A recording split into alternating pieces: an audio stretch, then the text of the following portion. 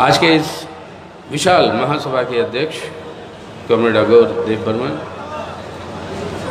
हमारे पॉलिट ब्यूरो के सदस्य भूतपूर्व मुख्यमंत्री कॉमरेड मानिक सरकार, हमारे राज्य के सचिव कॉमरेड जितेंद्र चौधरी, मंच पे बैठे हुए केंद्र कमेटी के सदस्य और राज्य नेतृत्व मार्क्सवादी कम्युनिस्ट पार्टी के, और भाइयों बहनों और बुजुर्गों, सबसे पहले मैं आप सबको हमारी क्रांतिकारी लाल सलाम देना चाहता हूँ कि किस तरीके से जितनी कोशिशें की ये बीजेपी की सरकार आपको यहाँ तक नहीं आने के लिए, उसके बावजूद हज़ारों तादाद में आप लोग सब यहाँ पे आए।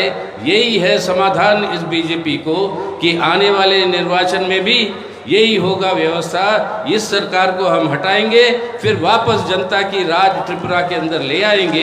इसका संदेश जो है यहाँ से पहले दे रहे हैं। हमने देखा आज कई मील दूर बसें रोक दी गई, ट्रेन रोक दी गई, लोग पैदल आ रहे इस धूप के अंदर, अभी भी कई सारे नहीं पहुँच पाए। ये याद दिलाता है कि हमारे आज़ादी के संघर्ष में जब एक बहरी सरकार को सुनाने के लिए शहीद भगत सिंह ने एक बम फेंका था दिल्ली के असेंबली में, तभी उन्होंने कहा था कि हमारी राजनीति हिंसा की नहीं है, हमारी राजनीति है इस बहरे सरकार को सुनाने की।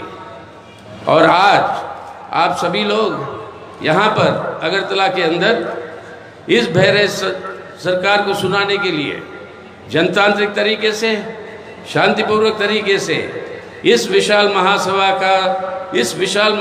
का धमाका जो है सरकार को सुना रहे हो कि जनता के हित में काम नहीं करोगे तो आपका राज यहाँ पे नहीं चल सकता। इसको हम लोग सब मिटाकर हटाएंगे और हमारे सब मांगों को आपको मानना पड़ेगा या गद्दी छोड़ के, सरकार छोड़ के आपको वापस घर जाना पड़ेगा।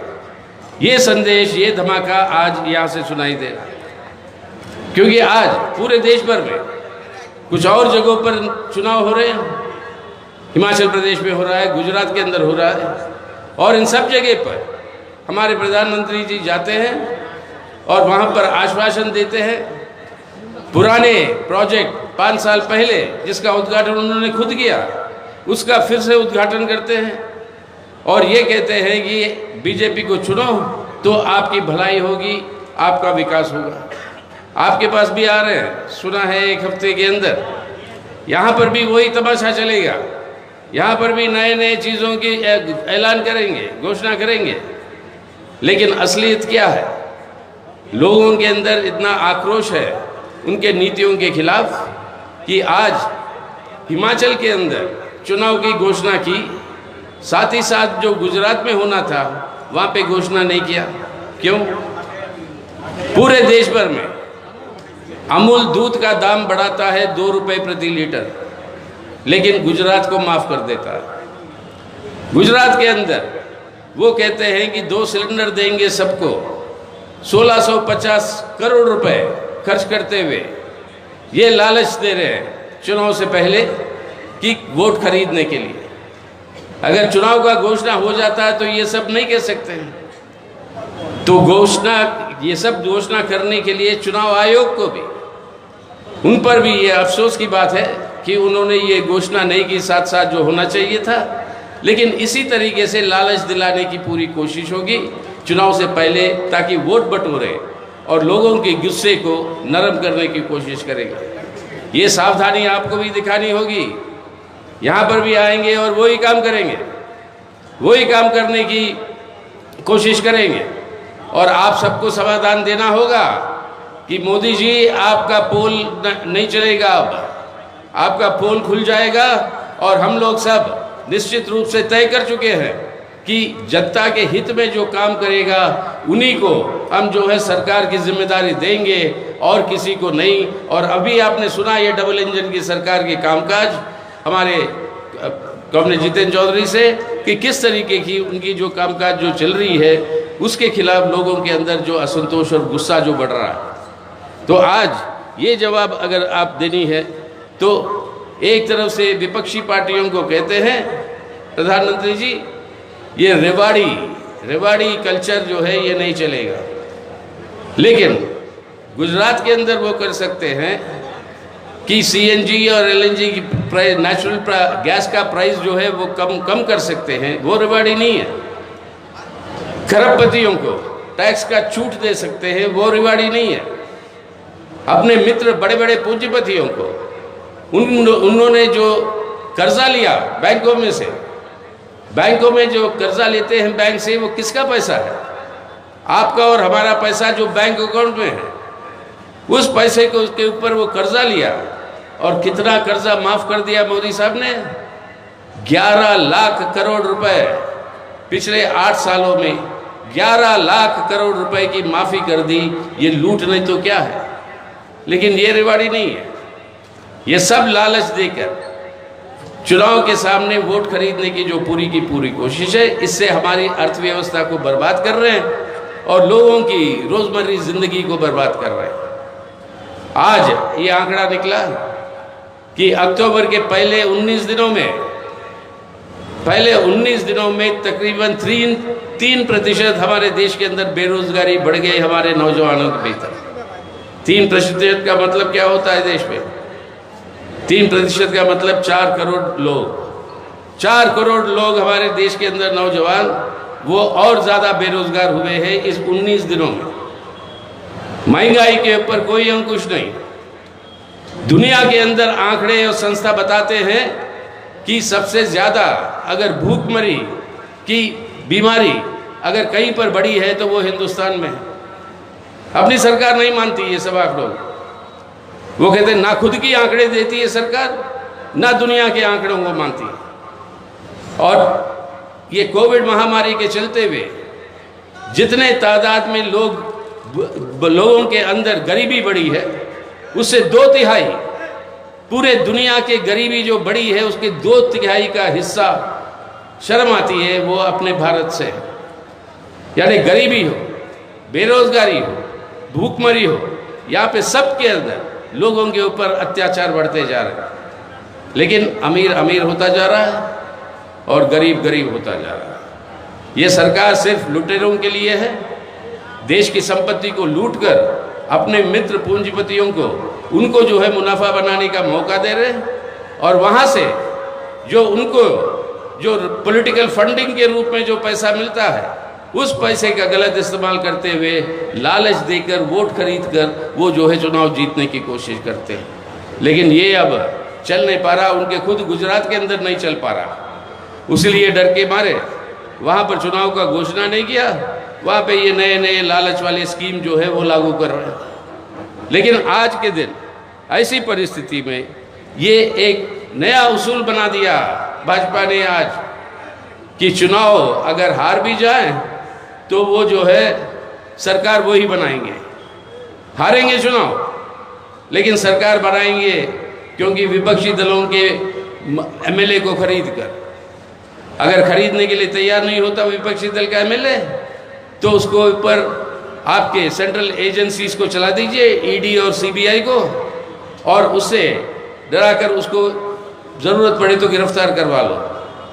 अगर इससे भी नहीं झुका तो उसके जेल में बंद कर दो। तो इस तरीके से वो गोवा के अंदर, कर्नाटक के अंदर, मध्य प्रदेश के अंदर, अब महाराष्ट्र के अंदर, आपके पूर्वी उत्तर में कई सारे प्रांतों के अंदर हारे हैं चुनाव, लेकिन सरकार बना लेते हैं इस तरीके के काम करते हुए।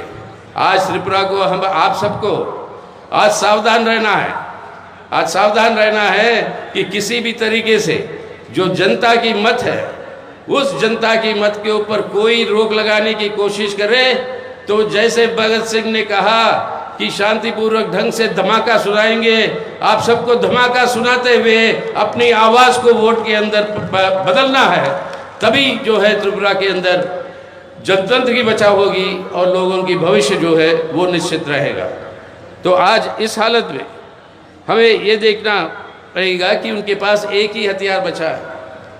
वो हथियार है एक भाई को दूसरे भाई से लड़ाने की।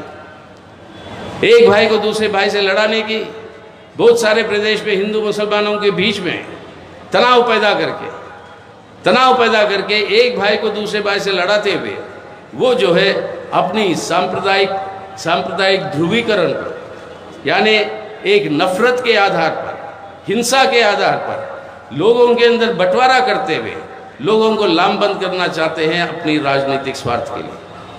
इससे बड़ा नुकसान देश की एकता और अखंडता के लिए और कोई नहीं कर सकता। और इसी के चलते हुए आज दुनिया के अंदर सभी आंकड़ों में भारत का बहुत भारी गिरावट है। और ये गिरावट के सामना करने की जगह आज जो है ये सरकार गलत प्रचार और पैसे का इस्तेमाल करते हुए, धमकी का इस्तेमाल करते हुए और अपने संस्थाओं का इस्तेमाल करते हुए, ईडी या सीबीआई, वो दूसरे लोगों की आवाज़ को बंद करवाना चाहती है। और कोई भी उनके खिलाफ आवाज़ उठाएगा, उनको जो है देशद्रोही के नाम पर उनके ऊपर आरोप लगा के जेल में धकेल देते हैं। अभी क्या हुआ गुजरात के अंदर, बिल्किस बानो का जो खुलेआम गैंगरेप होकर खुलेआम कत्ल किया, उन सभी लोगों को आज सफाई हो गई सुप्रीम कोर्ट के सामने, सबसे ऊंचाई हमारी कोर्ट कचहरी के सामने, कि केंद्र सरकार ने उनको रिहा करने के लिए आदेश की मंजूरी दी है। यानी एक तरह से बेटी बचाओ बेटी पढ़ाओ, दूसरी ओर से बलात्कार करके हत्या करने वालों को रिहाई दो। और ये भी अजीब बात है, इसके बारे में सुनवाई आज सुप्रीम कोर्ट ने, ठीक है वो निर्णय है, हम उसकी इज्जत करते हैं, लेकिन वो सुप्रीम कोर्ट ने वो डेट निर्धारित किया गुजरात के चुनाव के बाद, ताकि इसका असर गुजरात के चुनाव पे ना पड़े। अब इस तरीके की बातें जो हो रही है, या अब आपके बॉम्बे के हाईकोर्ट ने रिहा कर देती है एक यूएपीए के अंदर एक अपाहिज, बेचारा डिसेबल्ड, 90% डिसेबल्ड जो व्हील चेयर पर रहता है, एक प्रोफेसर, उसको छूट देती है। लेकिन उसको सुप्रीम कोर्ट ने छुट्टी के दिन मिलकर उनको जो है कहती है कि इसको वापस लेके उसको जेल में ही रखा। इसी तरीके से कई सारे पत्रकार बेचारे ये भी मुलाजिम है, नौकरी करते हैं, उनके मालिक जो भी कहे मतलब उसको उनको करना पड़ता है, लेकिन कई सारे जो सच्चाई बोलते हैं पत्रकार, वो सब आज जेल के अंदर बंद पड़े हैं क्योंकि वो सच बोल रहे हैं। तो विपक्ष के ऊपर ये हमला के लिए पूरे संस्थाओं का दुरुपयोग हो रहा है, पार्लियामेंट से लेकर आपके कोर्ट कचहरी से आपके यहाँ तक ये पंचवें इलेक्शन कमीशन, इन सब के ऊपर दबाव है कि शासक पार्टी के साथ जो है उनके साथ देने के लिए ये सब दबाव चल रहा है। इससे हमारी जनतांत्रिक व्यवस्था को ही जो है आज नष्ट किया जा रहा है। यानी एक तरह से देखें, भारत का संविधान जो है, जिसके 4 मुख्य स्तंभ है, और वो 4 मुख्य स्तंभ है धर्मनिरपेक्ष जनतंत्र, दूसरा है आर्थिक संप्रभुता, यानी देश की संपत्ति आपकी और हमारी है, मालिक लोग हैं। आज मोदी सरकार हो या कोई भी सरकार है, ये सरकार जो है सिर्फ मैनेजर है, मैनेजर को कोई अधिकार नहीं होता बिना जो मालिक है उसकी इजाज़त लिए हुए उस संपत्ति को बेचने का। मोदी सरकार वही काम कर रहा है, बिना हमारी इजाज़त लिए, आपकी हमारी और लोगों की, वो हमारी संपत्ति को बेच रहा है पब्लिक सेक्टर को, और ये लूट मची हुई है। ऐसे परिस्थिति में मालिक को क्या करना चाहिए? मालिक के पास सामने एक ही रास्ता है, और वो रास्ता है कि ये मैनेजर अगर गलत कर रहा है, लूट रहा है हमारी संपत्ति को, इस मैनेजर को हटाओ और नए मैनेजर को ले आओ। वही है तरीका हमारी संपत्ति को बचाने का, और उसी तरीके से आज इस बीजेपी को हटाने की ज़रूरत है देश में और आपके त्रिपुरा में। बिना उसके ना हमारे देश को बचा पाएंगे हम, ना हमारी जनतांत्रिक अधिकारों को, ना हमारी भविष्य। तो ऐसे परिस्थिति में मार्क्सवादी कम्युनिस्ट पार्टी की सीधा सीधा अपील है लोगों से कि आज के दिन एकमात्र अपील अगर कोई है कि कौन है ये ताकत जो इस सांप्रदायिक ध्रुवीकरण को, ये जो लूट मचा हुआ है इस देश का, इस संपत्ति का, इस लूट को रोकने वाला कौन है, उसका एक ही तरीका है और एक ही उसका जवाब है। याद करिए, बहुत कुछ रामायण के बारे में, रामायण को याद करते हैं हमारे भाजपा के लोग। रामायण में याद है ना, राम जी भी जो है वो एक अश्वमेध यज्ञ करते हैं। जो आज बीजेपी समझ रही है उनका एक अश्वमेध यज्ञ चल रहा है भारत में। अश्वमेध यज्ञ का मतलब क्या होता है? अश्वमेध यज्ञ का मतलब ये होता है कि राजा एक सफ़ेद घोड़ा भगाता है और घोड़ा कहाँ तक भागता है वो सब कहता है ये पूरा मेरा राज है। अगर किसी को हिम्मत करनी है तो उस घोड़े को रोकना पड़ेगा, और घोड़ा रोकेगा तो राजा के सेना के साथ लड़ना पड़ेगा। कोई हिम्मत नहीं करता तो घोड़ा भागते रहती है।